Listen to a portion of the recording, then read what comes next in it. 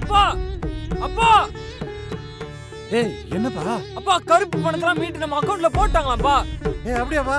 அப்பா எனக்கு என் ஃப்ரெண்ட்ஸ் எல்லாருக்கும் வேலை கிடைச்சிச்சுப்பா. ஏய் என்னப்பா சொல்ற, நிஜமாவா?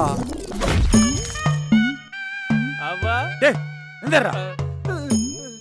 நீ பாக்குறது கேக்குறது நினைக்கிறது எல்லாமே கனவுதான்டா. கனவா? கனவுதான்டா.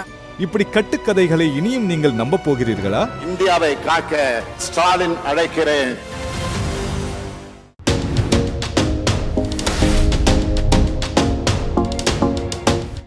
வணக்கம் நண்பர்களே. இஸ்ரேல் பாலஸ்தீன அப்டேட், அண்மை செய்திகள் என்னன்றதை பார்க்கறதுக்கு பதிலாக இன்றைக்கி மட்டும் வேற ஒரு செய்தியை சொல்கிறேன். அதாவது யாரோ ஒரு நண்பர் ஒருவர், நமது பார்வையாளர்களில் ஒருவர் தான், அவர் ஒரு வீடியோவை பார்த்துட்டு அந்த வீடியோவை நம்ம புத்தக விற்பனை பார்க்குறாங்கல்ல தோழர் அமுதா, அவங்களுக்கு ஃபார்வர்ட் பண்ணியிருக்காங்க. அதை அனுப்பி இதை பற்றி கொஞ்சம் முடிஞ்சால் சாரை பேச சொல்லுங்கள் அப்படின்னு கேட்டிருந்தாங்க. அந்த வீடியோவை பார்த்த உடனே நான் உண்மையிலே கொஞ்சம் டென்ஷன் ஆகிட்டேன்னு தான் சொல்லணும். இந்த பார்ப்பன கூட்டம் எந்த அளவுக்கு தர ரேட்டுக்கு இறங்கி போவாங்க அப்படின்றது தான் அந்த வீடியோவில் பார்த்தேன். ஒரு 5 நிமிடம் ஓடக்கூடிய வீடியோ. அந்த வீடியோவை போட்டோம்னா காப்பிரைட் வருமா இல்லையான்னு எனக்கு தெரியல. அதனால தான் முதல்ல போடலான்னு தான் நினச்சேன். தமிழில் தான் பேசியிருக்காங்க. ஆனால் அந்த வீடியோ போட்டு ஏதாவது பிரச்சனை வந்துச்சுன்னா திருப்பியும் இருக்கிற சேனலும் போச்சு அப்படின்ற மாதிரி இப்போ 2வது சேனலும் போயிடக்கூடாது அப்படின்னு சொல்லிட்டு தான் அதை போடலை. அந்த video string Tamil, STRING string Tamil அப்படின்ற ஒரு சேனலில் தான் ஒரு லேடி பேசியிருக்கு. லேடி கூட இல்லை, அது ஒரு சின்ன பொண்ணு. அந்த அளவுக்கு பிள்ளைங்களை பூரா கெடுத்து குட்டிச்சவராக்கி வச்சுருக்கிறாங்க. அது அவங்களுக்கு உண்டான பேசிக் அறிவே இல்லாத மாதிரி. அது என்ன செய்தி, அதுக்கும் இஸ்ரேலுக்கும் என்ன சம்பந்தம் அப்படிங்கிறது தான் நாம் இன்றைக்கி இந்த வீடியோவில் பார்க்க போகிறோம். உங்களுக்கு இந்த வீடியோ பிடித்திருக்கும் என்று நம்புகிறோம். இந்த சேனலை சப்ஸ்கிரைப் செய்யுங்கள். எங்கள் வீடியோவை உங்கள் நண்பர்களுக்கு ஷேர் செய்யுங்கள். எழுத்தாளர் கிருஷ்ணவேலின் நூல்களை தமிழ்நூல் மன்றம் வெப்சைட் மூலமும் வாங்கலாம், வாட்ஸ்அப் மூலமும் வாங்கலாம்.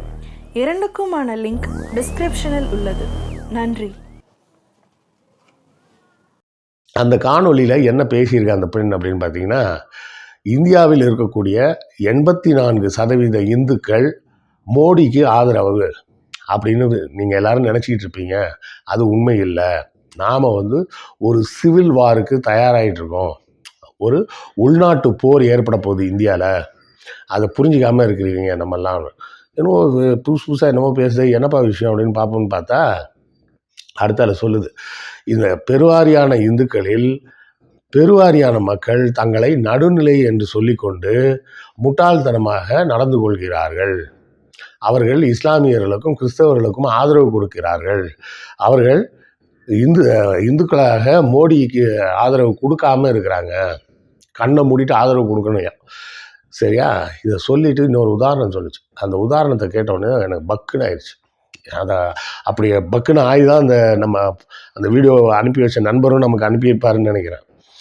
என்ன சொல்கிறாங்கன்னா, அந்த பொண்ணு லெபனான்னு ஒரு நாடு இருக்குது பார்த்தீங்களா? லெபனான்னா வேறு ஒன்றும் இல்லை, இஸ்ரேலுக்கு வடக்கு பகுதியில் இருக்கக்கூடிய இந்த ஹெஸ்புல்லாவின் கண்ட்ரோலில் இருக்கக்கூடிய அந்த பகுதி. அந்த நாட்டில் பார்த்தீங்கன்னா 1930க்கு வர பார்த்தீங்கன்னா முழுக்க கிறிஸ்தவர்கள் பெரும்பான்மையாக இருந்த ஒரு நாடு. அதன் பிறகு பாலஸ்தீன மக்கள் இங்கே குடிபெயர்ந்து வந்துட்டாங்க. அப்படி குடிபெயர்ந்து வந்தவுடன் கிறிஸ்தவர்கள் சிறுபான்மையினராக மாறி பெரும்பான்மையான மக்கள் இஸ்லாமிய மக்களாக மாறிட்டாங்க. அந்த பகுதியிலேயே, அரபு நாட்டு பகுதியிலேயே இஸ்லாம் தன்னுடைய மத நம்பிக்கையாக கொண்டிராத நாடுகளாக 2 நாடு தான் இருந்தது. அதில் ஒன்று லெபனான், இன்னொன்று இஸ்ரேல். இந்த 2 நாடுகளை தவிர மீதி எல்லாமே அந்த இஸ்லாமிய தீவிரவாத சிந்தனை கொண்ட நாடுகள். பார்த்தீங்களா? இப்போ உங்களுக்கு புரியுதா? இந்த பெரும்பான்மையாக இருந்த கிறிஸ்தவர்களை இந்த சிறுபான்மையினராக இருந்த முஸ்லீம்கள் இப்போது அடக்கி ஆள்கிறார்கள். அங்கே இஸ்லாமிய தீவிரவாதம் வந்துருச்சு. அப்போ இப்படியே நீங்களும் பண்ணிக்கிட்டு இருந்தீங்கன்னா இந்தியாவிலும் இது போன்ற ஒரு நிலை ஏற்படும். இந்த நிலை ஏற்பட்டால் இந்தியாவிலும் உள்நாட்டு போர் ஏற்படும். உள்நாட்டு போர் ஏற்பட்டு இஸ்லாமியர்கள் அதிக அளவில் பெரும்பான்மையாகி இந்துக்கள் சிறுபான்மையாக நம்ம ஆயிடுவோம் அப்படின்னு சௌரியத்துக்கு பேசி வச்சிருக்கு. சரி, இப்போ இது பேசுனதெல்லாம் உண்மையா சார்? லெபனான் வந்து ஒரு காலத்தில் அப்போது கிறிஸ்தவ பெரும்பான்மை கொண்ட நாடாக இருந்ததா அப்படின்னு கேட்டால் ஆமாம் இருந்தது, இல்லைன்னுலாம் சொல்லலை. 1930 31 எடுத்த சென்சஸ் படி பார்த்தோம்னா லெபனானோட பாப்புலேஷனில் 54% பேர் கிறிஸ்தவர்கள். சரியா? முதல் தப்பு எங்கே வருது? பெரும்பான்மைன்னு சொன்னதே தப்பு. ஏன்னா 54ன்றது பெரும்பான்மை கிடையாது, சரி பாதின்னு தான் நம்ம சொல்லணும். மிச்சம் 46% முஸ்லீம்ஸ் தான் இருக்கிறாங்க. சரியா? அப்போது இந்த முதல் விஷயமே ஒரு பொய். பெரும்பான்மையினோடனே நம்ம என்ன நினச்சிருப்போம், லெபனான் வந்து அப்போ கிட்டத்தட்ட லெபனான் அப்படின்ற பேரே என்ன எதுக்கு வந்தது அப்படின்னு கேட்டிங்கன்னா, லெபனான்னா வெள்ளை மலைன்னு தான் அர்த்தம், வேற ஒன்றும் அர்த்தம் கிடையாது. வெள்ளை மலைன்றது தான் லெபனான் அப்படின்ற பேர். சரியா? அப்போ இந்த கிறிஸ்தவர்கள் எப்படி அங்கே உருவானாங்க அப்படின்னு பார்த்தோம்னா, அந்த மெரோனியன் கிறிஸ்டியன்ஸ் அப்படிம்பாங்க. அவங்கெல்லாம் எங்கேருந்து வந்தாங்க அப்படின்னு பார்த்தீங்கன்னா, அங்கேயே பிறந்து வளர்ந்து கிறிஸ்தவர்களாக மாறியவர்கள் கிடையாது. அவங்கெல்லாம் எங்கே இருந்தாங்கன்னா சிரியாவில் இருந்தாங்க.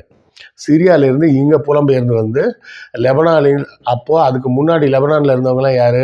வெறும் அரபு மக்கள் மட்டும்தான் இருந்தாங்க. சரியா? அதை லெபனானை வந்து ஒரு காலத்தில் சொல்லும்போதே எப்படி சொல்லுவாங்கன்னா, Christian country with Arabic heart அப்படிம்பாங்க. முகம் வந்து கிறிஸ்தவ முகமாகவும் நெஞ்சம் வந்து அரபு நெஞ்சமாகவும் கொண்ட மக்கள் அப்படின்னு ஒரு கலவையான மக்களாக அமைதியாக அங்கே வந்து இவங்க மட்டும் இல்லை, அரபு நாட்டுக்காரர்கள் மட்டும் இல்லைங்க, ஃபொனீஷியன்ஸ் இருக்காங்க, கிரேக்க மக்கள் இருக்காங்க, எல்லாருமே அங்கே செட்டில் ஆகியிருக்கிறாங்க. ஸோ இது வந்து கிறிஸ்தவர்களுக்கான நாடுலாம் நம்ம எடுத்த உடனேலாம் சொல்ல முடியாது. அவர்களே 5-6ஆம் நூற்றாண்டுகளில் சிரியாவிலேருந்து ஓடி வந்தவங்க, ஓடி வந்து இங்கே செட்டில் ஆனவங்க. செட்டில் ஆனதுக்கப்புறம் இங்கே இருக்கிற அரபு மக்களையும் கிறிஸ்தவர்களாக மாற்றுவதற்கு முயற்சி செஞ்சவங்க. அதில் ஒரு குறிப்பாக இன்னொரு குரூப் இருக்காங்க, ட்ரூஸ் அப்படிம்பாங்க. அந்த கிறிஸ்தவர்கள்லாம் யாருன்னு பார்த்தீங்கன்னா, அவர்கள் அந்த லெபனான் தேசத்தையே தங்களது தாயகமாக கொண்டவர்கள்.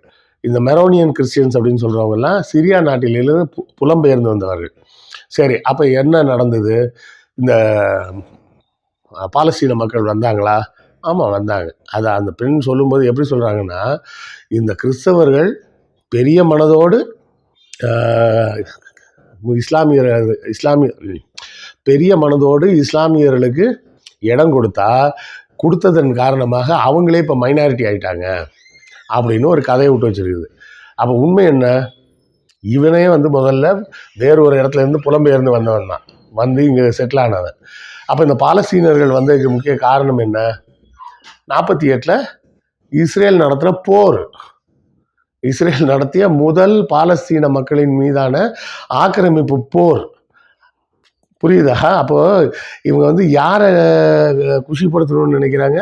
இஸ்ரேலும் லெபனானும் கிறிஸ்தவ நாடுகளாக, அதாவது இஸ்லாம் அல்லாத நாடுகளாக இருந்தாங்க இடத்த இப்போ லெபனானில் பெரும்பான்மையானவர்கள் கிறிஸ்தவர்களாக இருந்தது மாறி இஸ்லாமியர்களாக ஆயிட்டாங்க அப்படின்னு சொல்கிறாங்களே இந்த பெண்ணு. ஆனால் அப்படி நடந்ததுக்கு காரணம் யார்? இஸ்ரேல். இதுலேயும் இந்த பெண் வந்து சொன்ன நம்பர்ஸ்லாம் வேறு தப்பு.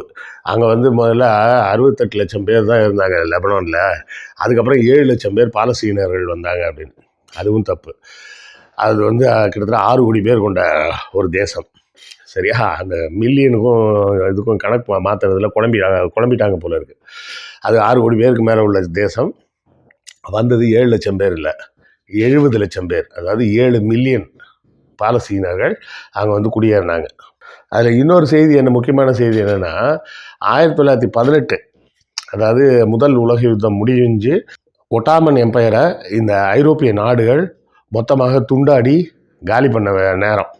அதாவது ஒட்டாமன் எம்பையர் வந்து ரொம்ப ஸ்ட்ராங்காக இருந்த ஒரு நாடுங்க. முதல் உலக யுத்தம்னு சொல்லி ஒன்று கொண்டு வந்து இந்த அரபு தேசத்தில் இருந்த நாடுகளை பூரா ஒருத்தருக்கு ஒருத்தனை மூட்டி விட்டு, நீங்கள் எல்லோரும் தனியாக விடுதலை வாங்குறதுக்கு நாங்கள் ஹெல்ப் பண்ணுறோம் அப்படின்னு சொல்லி, அதுதான் லாரன்ஸ்னு ஒரு நேவி ஆஃபீஸர், பிரிட்டனை சேர்ந்த நேவி ஆஃபீஸர் உளவாளியாக உள்ளே புகுந்து அங்கங்கே சிறு சிறு குழுக்களை உருவாக்கி இப்படி இத்தனை அரபு நாடுகளாக எல்லாரையும் அவங்கள பிரித்து விட்டு இந்த கூத்தடித்ததே வந்து பிரிட்டன் தான். அதில் குளிர் காய்ந்தது தான் ஃப்ரான்ஸு, பிரிட்டன் எல்லாருமே. லெபனான் வந்து ஃப்ரான்ஸோட கண்ட்ரோலில் இருக்குது, பாலஸ்தீனம் வந்து பிரிட்டிஷ் கண்ட்ரோலில் இருக்குது. உண்மை நிலவரம் என்ன? இரண்டாம் உலக யுத்தத்தின் போது ஜெர்மனியில இருந்து தப்பிச்சு ஓடி வந்த யூதர்களுக்கு இடம் கொடுத்தவர்கள் பாலஸ்தீனர்கள். அந்த பாலஸ்தீன மக்களை ஏமாற்றி திருப்பி 47-48 வந்து இஸ்ரேலை தனி நாடாக பிரித்து அவர்கள் சொந்த நாட்டிலேயே அவர்களை அகதிகளாக்கி அங்கிருந்து அடித்து விரட்டப்பட்டு வேறு வழி இல்லாமல் அவர்கள் லெபனானுக்கு போகிறாங்க. அப்போ லெபனானுக்கு போனது 70 லட்சம் பேர், 7 மில்லியன். இப்போ காசாவில் மாட்டிக்கிட்டு இருக்கிறது 2 மில்லியன், அதாவது 20 லட்சம் பேர். இன்னும் அந்த பிரச்சனை எப்போ இருந்து ஓடிக்கிட்டு இருக்கு? 48 இருந்து ஓடிக்கிட்டு இருக்கு. 48 ஒரு தடவை, 56 ஒரு தடவை, அப்புறம் 75, 76 அந்த வருஷங்களில் ஒரு தடவை, அப்புறம் 80, 89 வரை சுமார் 5 கட்டமாக மிகப்பெரிய போர்களை நடத்தியது யாருன்னா இஸ்ரேல். இஸ்ரேல் இந்த போர்களை நடத்தி இதன் மூலமாக வேறு வழி இல்லாமல் இந்த மக்கள் தப்பித்து எகிப்து, சிரியா, ஜோர்டான் மற்றும் லெபனான் ஆகிய இடங்களில் குடிபெயர்ந்தாங்க. அதில் குடிபெயர்ந்ததில் ஒரு 70 லட்சம் பேர் லெபனானுக்கு போனாங்க. இப்போ அந்த லெபனானுக்கு போனதுக்கு அப்புறமும் கிறிஸ்தவர்களும் சரி இஸ்ரேலும் சரி, இஸ்ரேல் வந்து 89 வரை அங்கேயே தான் இருந்தாங்க. லெபனான்லேயே தன்னுடைய படைகளை கொண்டு போய் வச்சுக்கிட்டு அங்கேயும் போய் தாக்குதலை நடத்தினார்கள். சரியா? அதன் பிறகு 2 பெரிய மேசக்கர் நடந்திருக்கு லெபனான்லேயே. யார்?